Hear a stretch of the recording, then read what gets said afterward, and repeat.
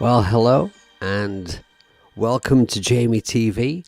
Thank you very much for joining me. Hello in the chat. Hi, Paul. Nice to see you here, dude. And hi, Samuel. Hi, Joe. The moderator is here, so behave. Now, I just wanted to start off with that little ditty there because if you watched last week's stream, hi, Caroline. Thanks for being here. Lovely to see you. Yeah, if you watched last week's stream, you will have seen my first Cubasis 3 workshop since Cubasis 3.4 happened. Hey, Sasha. Nice to see you, dude. And so I was talking about the new features of 3.4, and the one that was most exciting to the most people was the Ableton link. And so I was demonstrating that, but I had a little bit of an epic fail because whilst I was able to get Cubasis 3 to link to AUM on my new iPad here, my where are we? Let's just press this button. So this iPad here, the M1 2021 11 Pro 1 terabyte. So this was able to link to AUM here. And so this this project here in AUM was connected to Cubasis 3, and so coming in on these three channels here, that's a little out of focus. Let me just move this iPad. That one can move back a bit now. Okay, so yeah, so that was working, but whilst I was setting up for the stream, I had also this iPad over here, my old one, my 6th gen, was able to link, and so I got the output from this iPad coming into the into my iRig Pro Duo interface, and the drums from that project over there were coming in on this channel, right? And then when I tried to do it in the stream, it didn't work. And I was asking people in the chat, and people in the chat came up with lots of ideas. And it turns out, after lots of pissy panting about with it, it turns out that the iPad doesn't want to talk to that iPad whilst it is screen sharing. So I have to open things up in a sort of a set, certain order, and then it will work. Cross your fingers that it continues working. All right, so so in this project here, for anyone who didn't see last week, what I have, you will see that there's actually no MIDI information, no data at all in this actual project here, because these first three channels, these are AUM coming in. This track here is the iPad over here coming in via my interface, and then on these two channels I've got MIDI generating software. So here we've got Rosetta, that's Rosetta Collider, just generating some random notes, and here I've got Snakebud. So I've got 3 different apps across 2 different iPads, Ableton linked, playing in time, and it's working, right? So I just wanted to show you that it is actually possible to get that working, just to pick up from last week and sort of prove my point. So let's just have a look at what we're saying in the chat. Sam's a bit dizzy. I'm always a bit dizzy, dude. Why is he dizzy? Oh, you had your booster. Yes, I was really ill with the first jab, quite ill with the second jab. The booster just made me feel a bit weird for a bit. Yes, I hope you're all well. I hope you're all in tip-top condition. Right, okay, so I've got notes because I've got a few things to get through. So, yes, 3.4. Now, 3.4 for me has been very, very stable on both iPads. So, this one, obviously, this one is an expensive, really, really good iPad. Whereas this one over here is the old 6th gen. Cubasis 3.4 is very stable on both of them, but there are a couple of issues. So before I do any music today, I'm just going to explain a few things because I've been in touch with Steinberg and I've been doing a little bit of reporting back to them on a few projects. I've been listening to people online, talking to people about how they've found 3.4 to be, reporting issues, and I've been trying to fix some issues myself. Yes, indeed. Fancy pants. Yes. It's my 50th birthday present. Partly to myself, it has to be said, but I'm absolutely over the moon with it. Everything except the battery. The battery's good. I just think for that money, the battery could be a bit better, personally. Okay. And right, whilst I'm talking about that, does anyone in the chat know? Because I don't know, I'll be honest. So the new iPads come with the USB connection, right? And you get this lead. It was the first time I got one of these leads, right? That is USB-C to USB-C. So the first thing I had to do, because I got this reconditioned, so I didn't get a plug with it. So the first thing I had to do, because I couldn't get a plug from any of the local shops around here, so I went and bought a USB-C to USB lead so that I could plug it in to one of my normal USB charger socket things, right? Just so that I could use it and I could charge it. It charges slowly like that. And I'm well aware that I need to get the proper charger thing. But does anybody know? Does anybody know whether the third-party ones are just as good as the Apple ones? And is there a difference between the third-party ones? Because I've looked on eBay and I can get one for about £2.50. But there are some ones by some name companies like Spiegelen. Now I use the Spiegelen cases for my iPads and for my iPhones, and I think they're really good. It's not Spiegelen, is it? Spigen.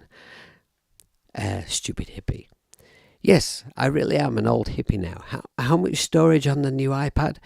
It's 1 terabyte. I couldn't stretch to the one bigger than that. To be honest, the one bigger than that I didn't find any reconditioned anyway. So, hey Tobias, thanks for being here, man. Thanks for being here. There is a difference. As long as they supply enough juice. Okay, right. Well, in that case then, what I've noticed is that the very, very cheap ones don't tell you how much juice they supply. So I may look at the Spigen one and see what that says. Yeah, M1, dude. M1. And I'm really, really happy with it. It's very marvellous. So, right, looking at my notes, try not to get too far off the plot today. Right, so issues with 3.4. From what I can gather, what's happened with 3.4 is that it has fixed an awful lot of errors, an awful lot of bugs, and the workflow for me in 3.4 has been incredibly smooth. But with the updates, with the new features, a few new little obstacles have appeared, a few new little bugs. And I've been talking to Lars about this at Steinberg, and I don't think I'm talking out of school in telling you that there will be a 3.4.1 update to correct those issues very soon. I don't have a delivery date on that because Steinberg are very clever in that way. They do not tell you when anything's due, they just bring it out when they think it's ready, and it just drops in the App Store. Some features, like, because they are already working on what 3.5 is going to be, they're already planning that. So some features that have been discussed recently may appear in 3.5. I've pushed and pushed for a tempo track and mono export, but I've no idea whether that will be in the next thing, but I just thought I'd tell you that. What are we saying? You got a German thing that has other connections, probably as expensive as an Apple plug. I've seen that. I've seen some of them really are expensive. Sam says he'll probably go for the new Air if it gets released on your birthday. Yes, when Sam will catch up with me and become half 100, as my little boy likes to keep telling me I am. Hey Gerald, you're not that late, mate. Thank you for being here. Pleasure to see you. Right, so what am I saying? So yes, that's it about the updates. Now the issues. Some people are having problems when exporting. I think it's mostly when like mixing down to multiple stems, they're getting like missing audio and audio that's just like an empty file. Steinberg are well aware of that. That's going to be corrected in the soon to come little update. And what's the other thing? I should have put this on my notes. What is the other thing? And freezing, of course. There has been some issues freezing, which I think is along a similar line. That will be corrected too. I found out today that when you zip up a project and send that to someone, because I did a little session thing which I finished today, and I sent that, and that opened up fine at the other end. So the sort of multiple audio files included in that were okay. So that's pretty cool. Right, now, what's the other major issue? I seem to have forgotten. It's my age, Tell me in the chat, what have I forgotten about? There's another major issue that I need to talk about. Oh, yes. No, I know what it is. I'm coming to that because that's my next thing I'm going to show you on the iPad. Yes, that's... Oh, right, yeah. And I need to tell you about this as well. Okay, so... Yeah, that's right, Sam. Yeah, some plugins play fine with multi-CPU processing, but refuse to freeze properly when using real time. Yes, that's absolutely true. There are some problems with the multi-core processing. So for anyone who doesn't know what I'm talking about, let me just go to setup. I'll use my mouse so you can see what I'm doing here on the screen. And let me just press this button over here, make the iPad nice and big. Okay, so in here, multi-core processing. As you'll see at the moment, I have it switched off because I've been experimenting. I've been switching it on and off and adjusting the buffer here. So this, since 3.4, has become incredibly effective most of the time. But there are some things that it just doesn't seem to like. One of those is multibus out. The other thing is freezing. So if you have issues with freezing, if you have issues with multibus out, or maybe inter-app audio connections as well, then just experiment with moving the guard buffer to a different setting or switching it off. Now, prior to this update, all I ever used to do with multi-core processing was just tell people switch it off, because it didn't help whatsoever and it actually caused a lot of problems for a lot of people. But now I'm going to say this: when you've got a big heavy project with a lot of stuff in it, then multi-core processing is really, really effective. Of course, it doesn't like certain things like I just mentioned, right? So when you switch this on, you can choose between the default buffer, which worked for me really, really well most of the time, but you can also change it to max, high or low. When I changed it to max the other day, it actually improved performance even more so. Now I think that which of these settings you use is going to be something you have to pissy pants around with and see what best suits your iPad, because it will depend on what your iPad is actually capable of. Hey Fremic, thank you for joining us. Thanks for being here. Even the old Air 2 benefits from multi-core processing. Yes, it does. Yes, it does. And one thing I've been meaning to do this week, and I've just not had time, is I have the iPad older than that. I have the first Air, and I wanted to try it on there. I'm actually going to be using that iPad in a project that I can't tell you about. So I'll shut up about that, and I will show you something. So I'm going to come out of this project now. I'm so happy that that worked. Right, let's go to media, and we'll go to this project that I've saved for you.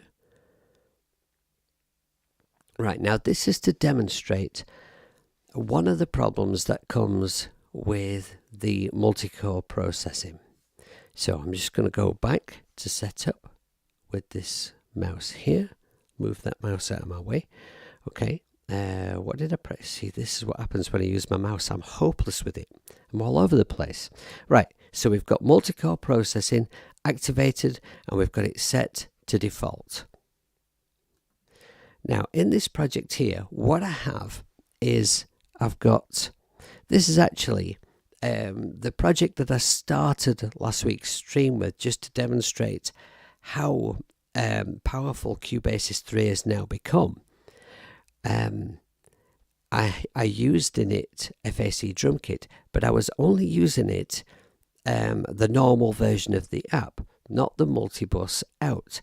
When I later on that evening activated multibus out, everything just turned to shit, if we're honest, right? And what happened was, instead of, that project was hardly touching the DSP, and it was full of heavy stuff. But then when I went to the multibus out on FAC drum kit, the DSP was off the scale. It was all over the place, glitching all over. And so I spoke to Steinberg about this, and they asked me to try it with the multi-core processing switched off. As soon as I switched it off, corrected the problem. So they're aware that there's a little fix needs to happen there, and they're looking at that. Whether it will be in this next update, I'm not sure. Right, so now if I press play, it won't sound like much because it's just a cut down version. Right, now you'll see the DSP is kind of all over. It's moving about a lot. It is actually passing 50%. Right, now we'll go to setup, and we'll change this from default to max. Right, and then we'll see what it does then.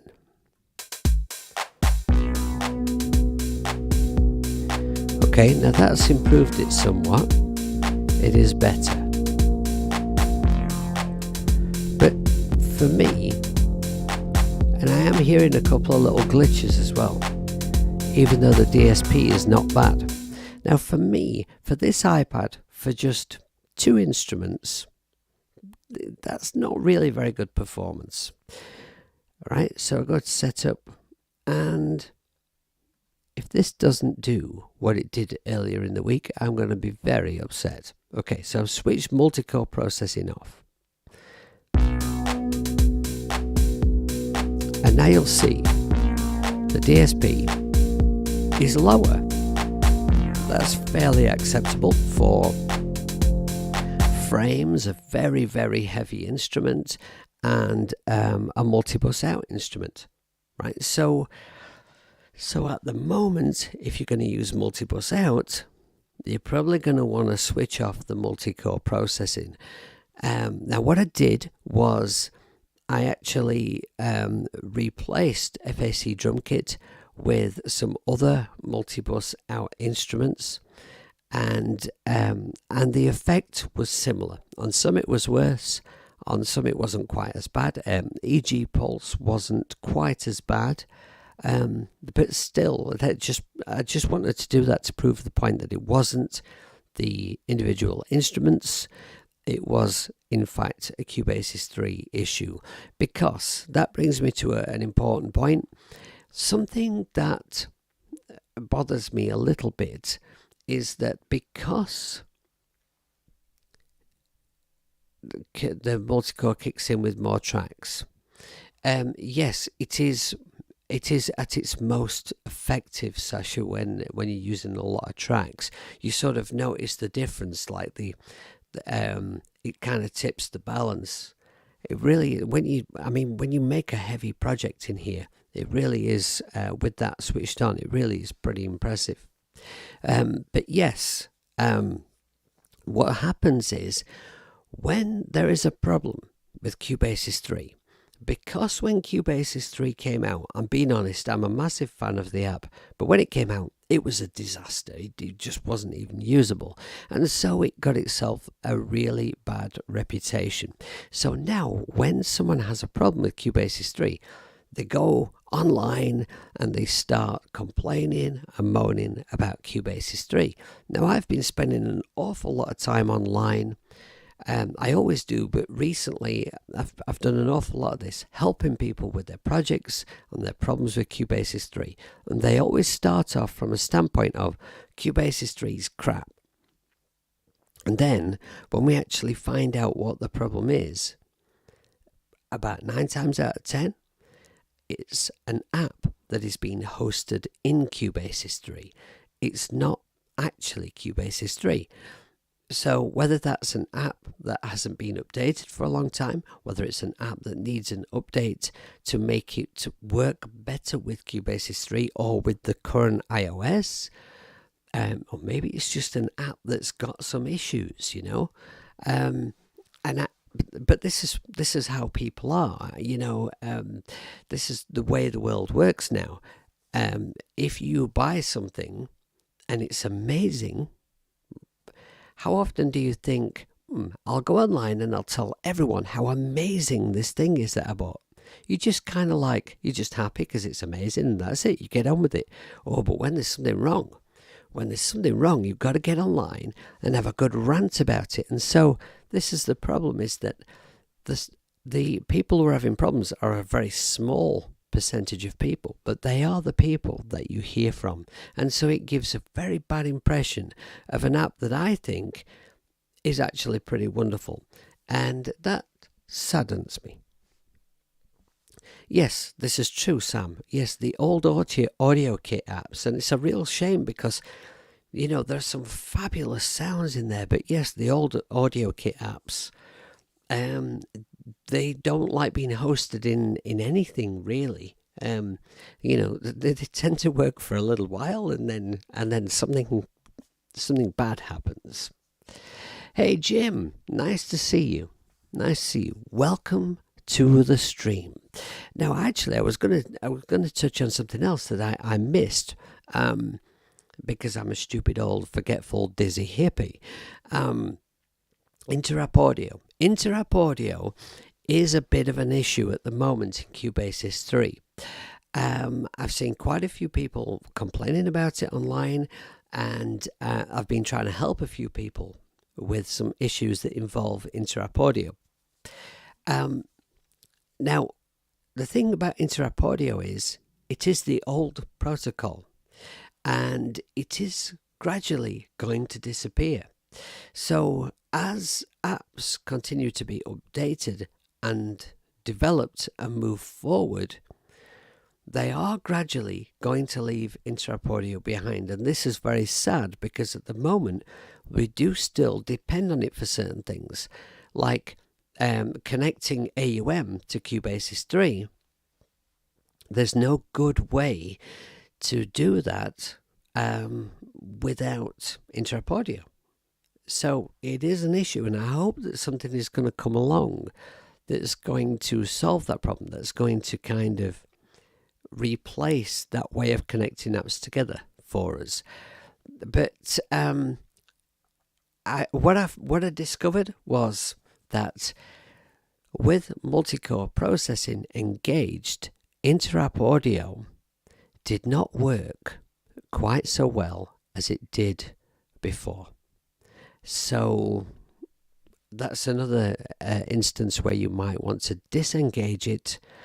And I've found that disengaged, it works just as it did before. Okay, so maybe after the new update, it will work fine with the multi-core processing, but we do have to accept that this is something that is going to go away, right?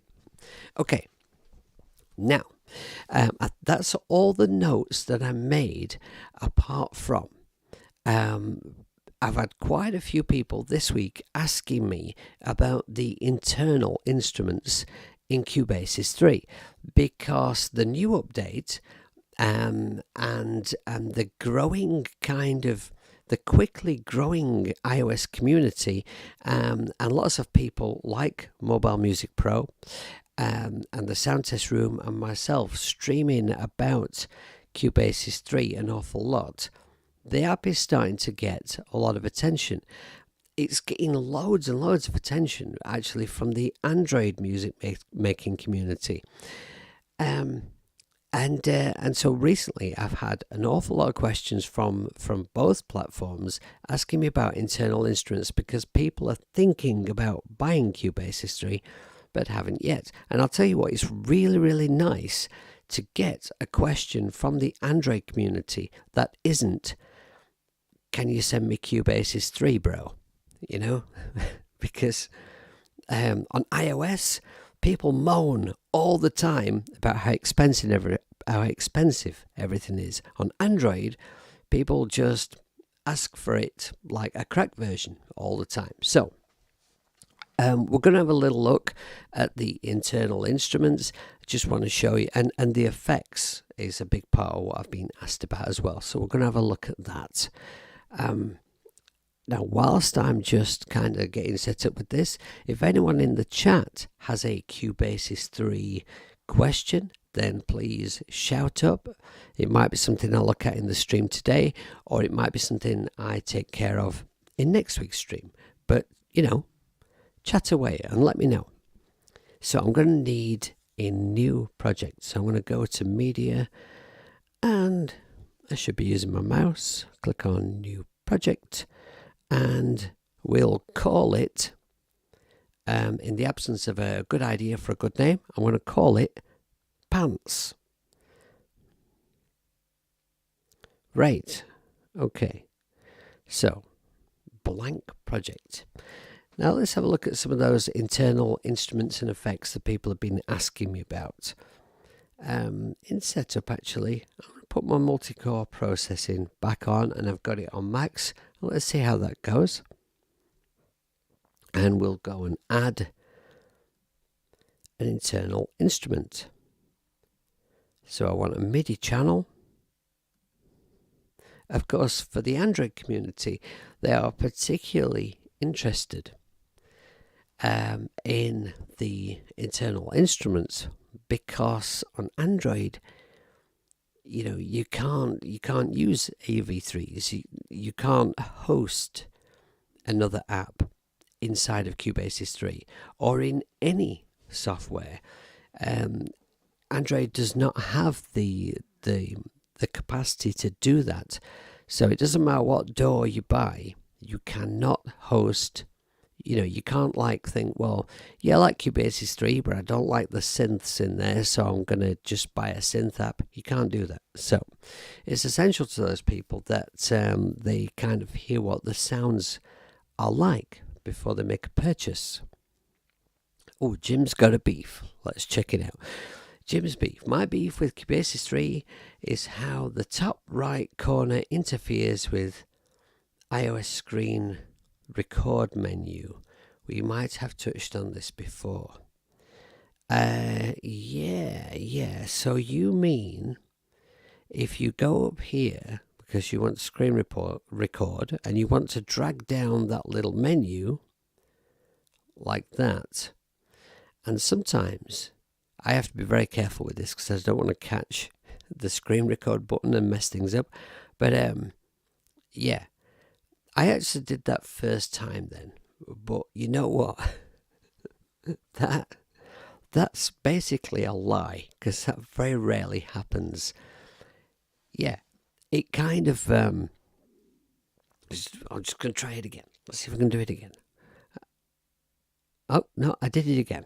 Right? It's just making a fool of me, Jim. But yeah, I have spent ages just trying to get my finger in the right place and drag it down without catching any icons in Cubasis 3. You can sometimes touch the help menu and do you know what, Sam? Honestly, the amount of times I get the help menu up on this screen. I mean, I use Cubasis 3 all the time and I frequently get that help menu and I don't want it, you know? On bigger iPads, there's more space between the icons. That's a very fair point. And you know what? That issue is something I've suffered with much more on the 6th gen. Yes. Okay, right. So, internal instruments. Now, I have my MIDI keyboard off screen and out of shot. That's a bit pants. Let's just see if I can move things around a little here. If I just shove that over there a bit. No, I can only get the edge of it in shot. But anyway. Right, okay, so I have my MIDI keyboard here and it's plugged into the same USB hub that my interface is and it's going into the iPad. Now, if I arm this track like this, then I should, doesn't always work, I should have some piano. Right, so there's our default instrument. Now, if I go over to acoustic piano here, you'll see here in Microsonic, that's the name for, your sort of bog standard internal instrument sounds. Sorry, I just noticed something in the chat. I was just reading it and it disappeared. Okay, so yeah, so that's kind of your bog standard internal instruments. Now, I was trying to use the mouse wheel there to go through this menu, and of course, that's not been implemented yet. But Steinberg have had a fair amount of reminders about that, so hopefully that will appear soon. Now, here's my very, very long list of internal instrument sounds. Now, I'll be absolutely honest with you. Some of them are a little bit pants. A little bit like in the days when you used to have a sound card in your PC that had stock sounds on it. But some of them are actually really quite nice.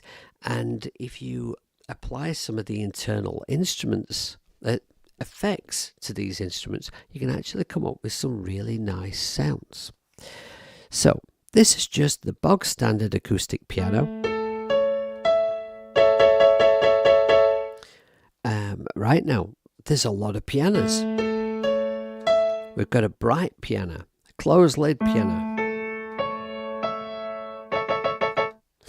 mellow grand piano, and so on and so on. Lots of pianos.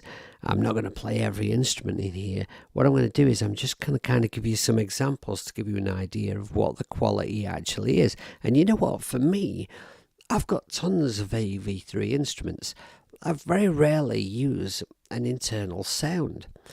But when I was pissy panting around with Cubasis 3 on the Android, I had no choice. And so from that experience, I actually learned ways to get really cool sounds out of some of these stock sounds. Yes, that's right, Sam. The people go on about the drum sounds in GarageBand, and I agree. There are some great drum sounds in GarageBand, but there's some really good sounds in Cubasis 3. No one ever talks about that. But yeah. And there are many sounds spread across the entire keyboard. Yes, there are. And it's pretty marvellous. Right, so let's just kind of grab a sound. We'll go back to the basic acoustic piano. Okay, so that's just a dry, basic acoustic piano sound. Now let's go to Insert Effects, and we'll open up the channel strip. And if you press on channel strip then again in the menu, then it gives you some factory presets. Now I'm not a big fan of using presets, but I do think that presets are a brilliant way to find out what a piece of software is capable of.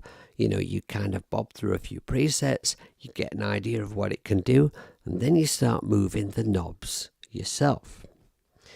That's the way to do it. Right now, so if I go down here and I go acoustic piano, right now, right, or acoustic piano 2. Now, let's have a look at the channel strip. Here is a really good way to, let me drop this octave a bit. Right, now let's say you want a nice low kind of bottom endy chord.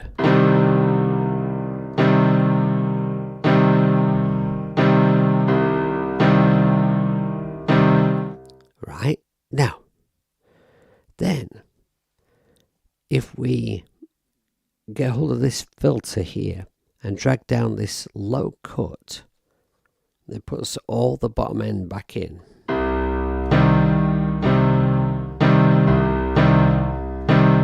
That might be what you need for your track. It might not. I very often have to scoop off some bottom off piano sounds because it gets in the way of everything. And so to do that, bring up your low cut. I'll just exaggerate the procedure. There we go.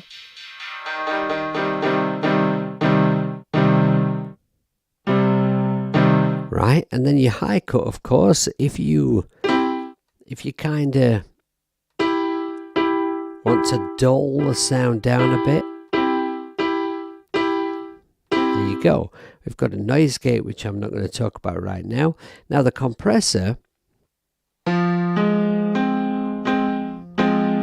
I'm feeling that compressor is kicking in a little bit hard. You know, that's kind of like, it's just a little bit sort of too punchy for me. I want it to be a little bit softer, and so I'm going to just bring the attack up a little bit and drop the ratio slightly.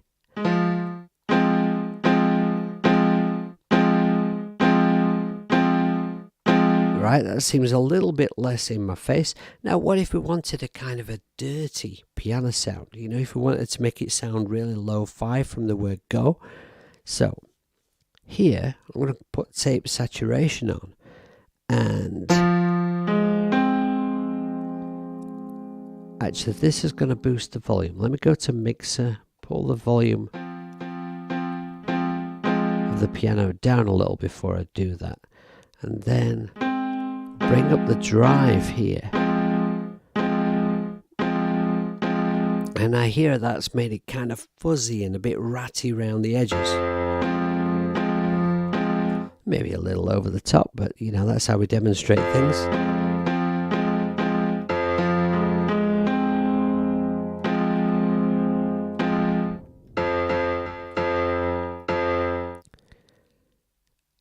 Was that we can't even see the output level on the main screen. Even GarageBand does that. It would be nice, actually, wouldn't it, to have an output level.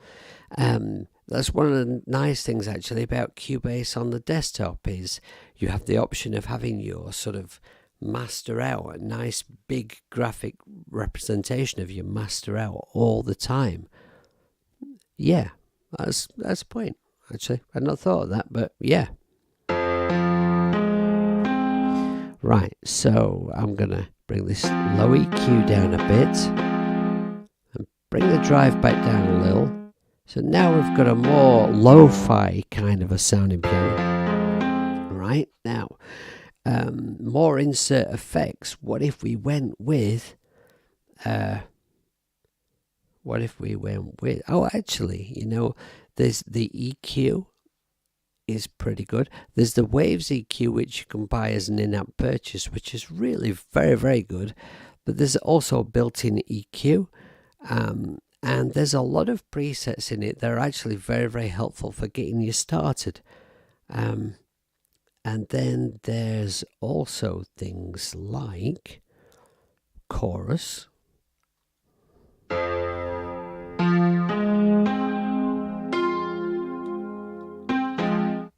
And very, very simple controls. I should use my mouse for this, right? So if I bring down the... No, I'll take up the depth.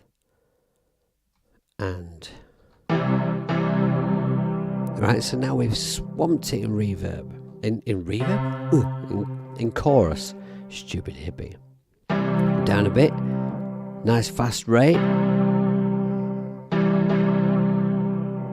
I like a nice slow chorus.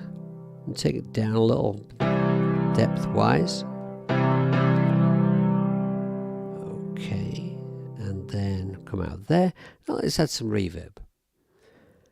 So I'm going to send effects, and there is the built-in reverb here, which is quite, you know, it's a passable reverb. It's very basic. It sounds okay. But you also get the Roomworks. Now, I think that Roomworks, if it still works the same, I think that the way it worked when I got it was I downloaded Cubasis 3 and Roomworks was not included, but when I went to the shop, it was actually a free in-app purchase. Does that make sense? Is that right? Can anyone in the chat verify that for me? Because, you know, my memory's a little fuzzy. Beatmaker 3. Yeah, I have Beatmaker 3, right? I'll be honest, I bought Beatmaker 3 at Dean's recommendation over at Electronic Sounds because, and you know, mainly because I thought, you know, if I'm doing iOS content for YouTube, then I really ought to have all of the digital audio workstations. Bought it, opened it up, had a look at it, scratched my chin a bit, and thought, I'm going to have a look at that later. It's quite confusing. And I haven't actually ever got back to it, you know, but there's only so much time. And I haven't had enough time to do that. Okay, so am I right about the downloading of Roomworks? Do we know? So Roomworks is a slightly better reverb than the sort of stock plugin one, right? And if I just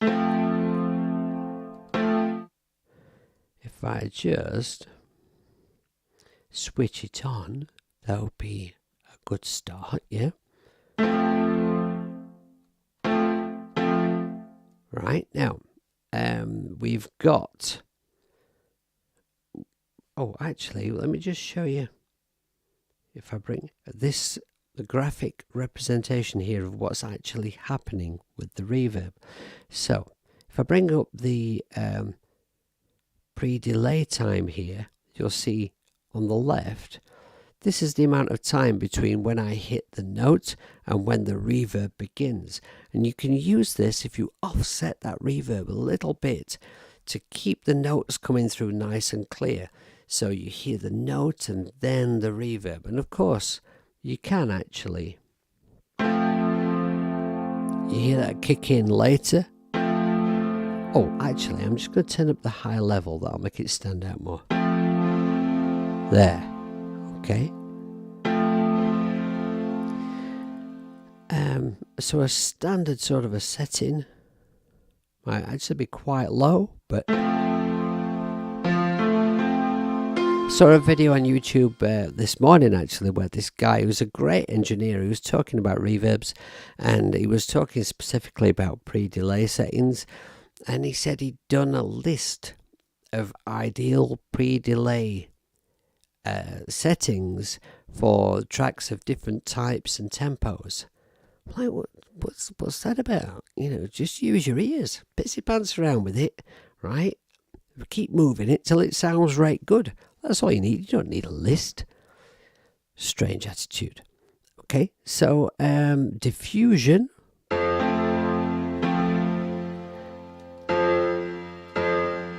I mean, that sounds really good. I dig that. I'm bringing the low level down and the high level's a bit extreme. Right?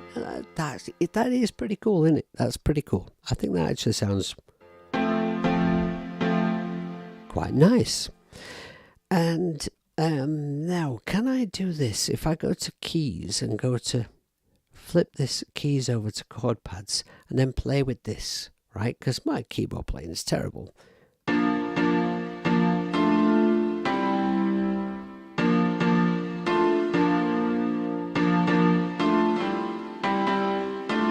Alright, it's kind of difficult to do with a mouse as well. Elton John, yeah.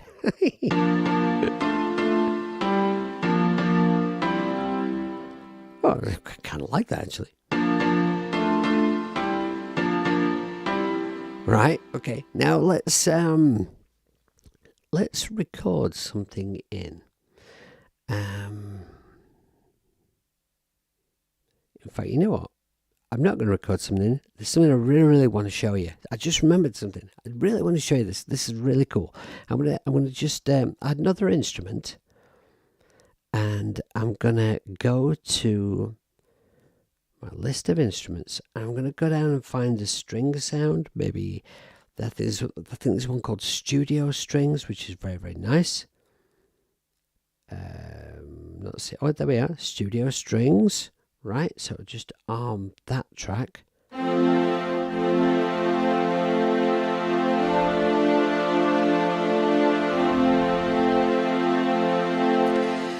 Yeah, dude, yeah. I just need to zoom in because my eyes are bad. Burns, right. Yes, I had that too. I mean, how old am I? So I would have been about 28, 29. It's like over 20 years ago. I had a Cubasis on the desktop, right? Because and it was like a sort of I think it was a freebie version of Cubase because I had Cubase in the studio. I didn't have it at home, and I got this Cubasis. That's I mean, and that I don't know why, but that kind of the use of that name disappeared, and then when they made it for iPad, that's the name they used. It has confused a few people. Yeah. So. Where was I? Studio Strings, right? Studio Strings. You can obviously add if you've got that reverb on a send, you can add it to. Right.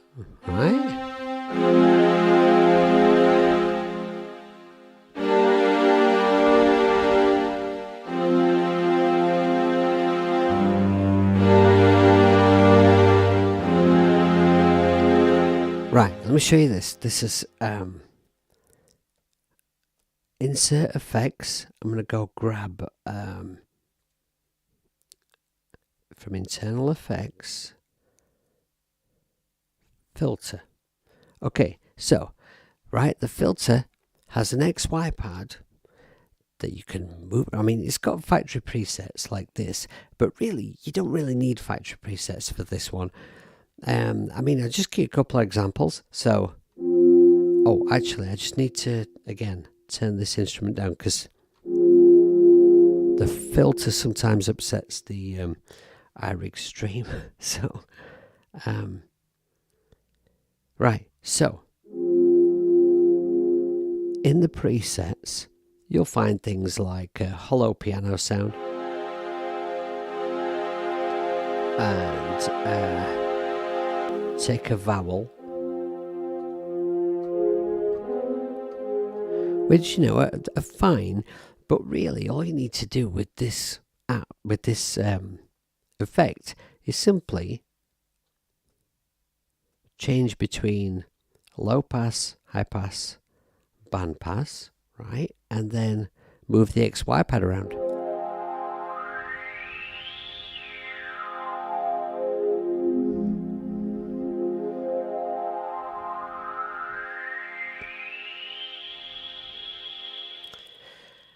And we can automate that, and we can record that automation live. So I'm going to have a quick go at that.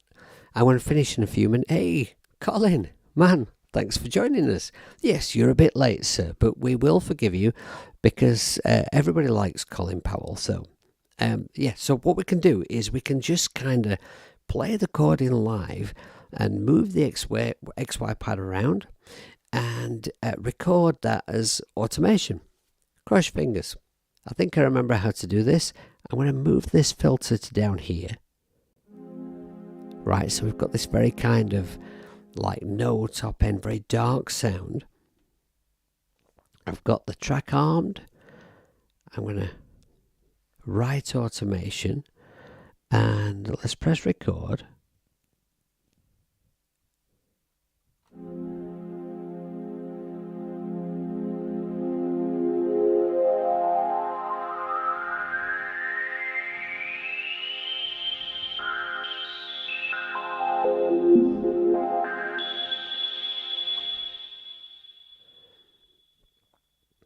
Right, now, when I play that back, it should do everything I just did.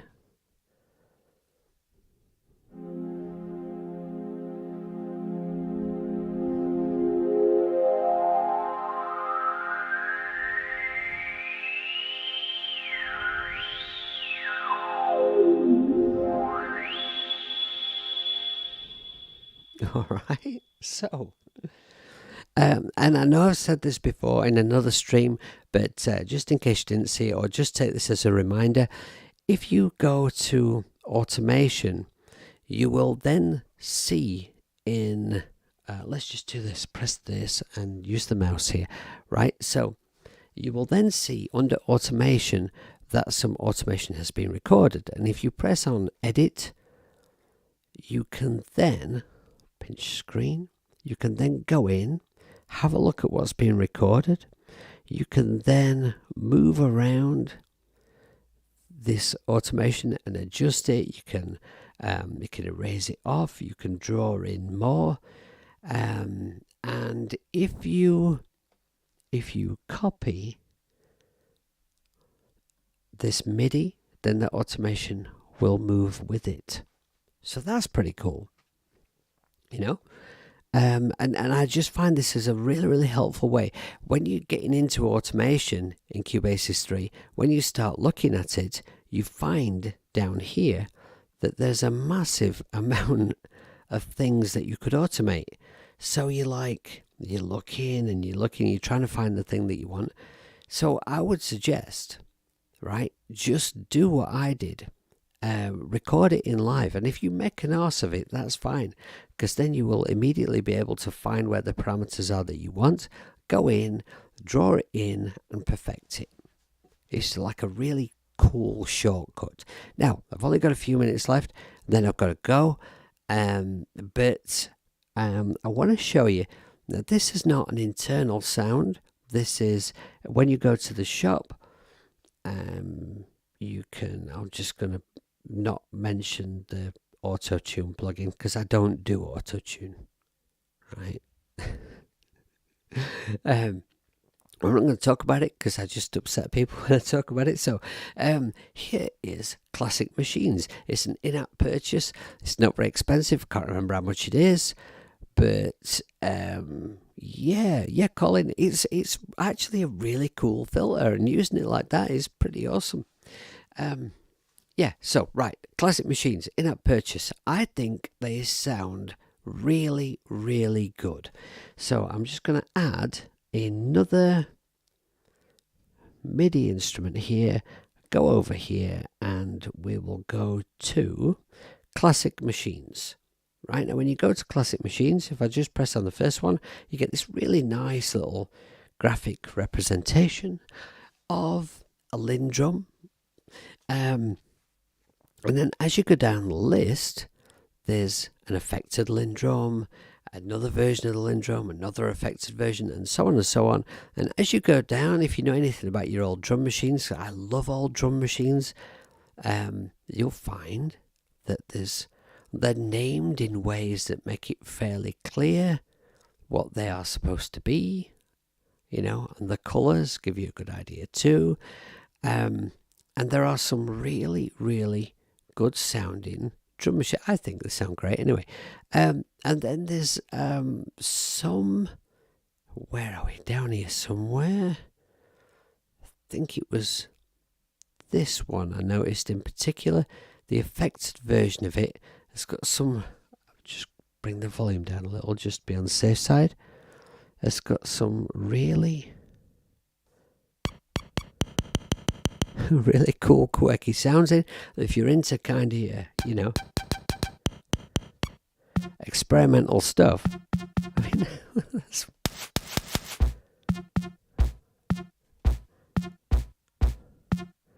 I cannot, for the life of me, finger drum. Right, okay, so let's just throw the reverb on. No, before I do that, we'll go to Sound Effects, and I'm going to grab the internal delay, which is not fancy, it's not complex, but it does delays, right? It's not bad for an included effect. And maybe I need to arm that track so I can use my keyboard. Right, okay, so I could bring that volume back up a bit, I think. Right, so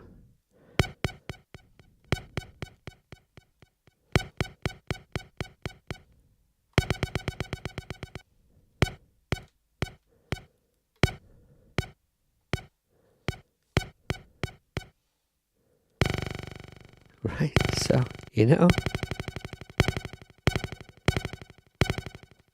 actually I really like that one.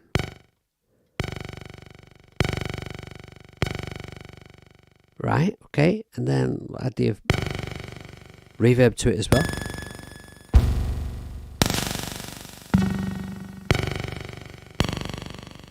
Right, so, there's some cool sounds to be had. I think that's well worth an in-app purchase. There's so much more that I could do, showing you the internal sounds and showing you the in-app purchases, but that's all I've got time for today. So thank you very, very much for watching. Be sure to jump over to watch Doug Woods now at the Sound Test Room, because he is awesome. And I'll be joining you in the chat over there in a minute when I've had a fag. All right, so thanks very much for watching. Take care of yourselves, make lots of music, be good people, and don't piss your pants about. See you later.